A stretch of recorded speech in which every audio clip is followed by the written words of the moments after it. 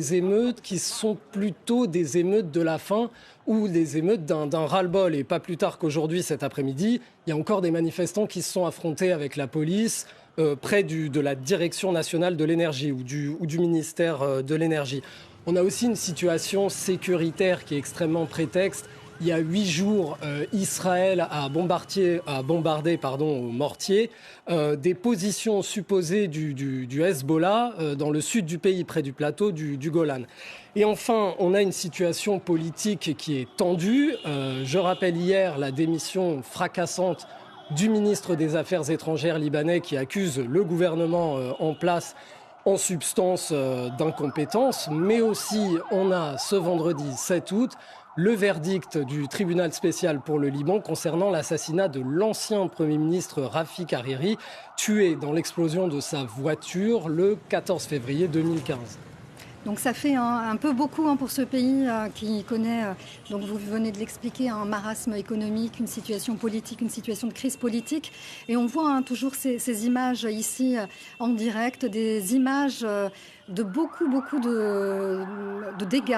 On voit beaucoup de personnes qui courent actuellement. On voit ici dans la rue. Est-ce que, Bilal, vous voyez à peu près donc, la zone où sont tournées ces images? Oui, alors le port de Beyrouth est situé dans la partie est de la ville, puisque depuis la fin de la guerre civile, il y a 30 ans, on a l'habitude de diviser cette ville en partie ouest et en partie est. Donc moi, j'ai eu des informations de gens qui vivent à Beyrouth, qui vivent à plus d'1 kilomètre de l'endroit de cette explosion. Et c'est juste pour vous donner une idée de l'importance du souffle de la déflagration.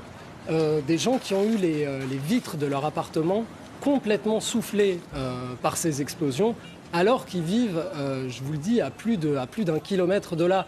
On a eu des vitrines de magasins qui se sont effondrées aussi à plus d'1 kilomètre de là. Voilà ce que l'on peut dire à l'heure actuelle sur cette déflagration qui a eu lieu en fin d'après-midi. 2 déflagrations, 1 ou 2 déflagrations, nous ne sommes pas sûrs à l'heure actuelle au Liban. Elle se serait produite dans la zone du port, au niveau des entrepôts, selon plusieurs sources sécuritaires. On continue d'avoir ces images qui nous parviennent en direct de la capitale libanaise, où la situation est particulièrement confuse. On voit qu'il y a toujours des flammes, on voit cette épaisse fumée au-dessus de la ville qui doit être visible. On peut le comprendre à des kilomètres. Vous venez de parler d'immeubles qui ont volé, dont les vitres ont volé en éclats à plusieurs kilomètres, sans doute à la ronde. On ne sait pas pour le moment les raisons de cette déflagration, de ces explosions qui ont retenti. En tous les cas, les témoins font aussi état de nombreuses victimes. On imagine qu'il y a de nombreuses personnes sous les décombres, ça c'est sûr. Donc on imagine encore probablement des morts. Donc on ne sait pas exactement à l'heure qu'il est. Voilà ce que l'on pouvait dire sur cette situation au Liban, une situation donc toujours très incertaine. On ne connaît pas donc les causes, ça peut être probablement un incident, ça peut être on ne sait pas. Donc nous avons entendu tout à l'heure notre correspondante sur place. Donc la situation qui reste particulièrement confuse. On y reviendra dès que nous aurons plus d'informations donc sur l'antenne de France 24.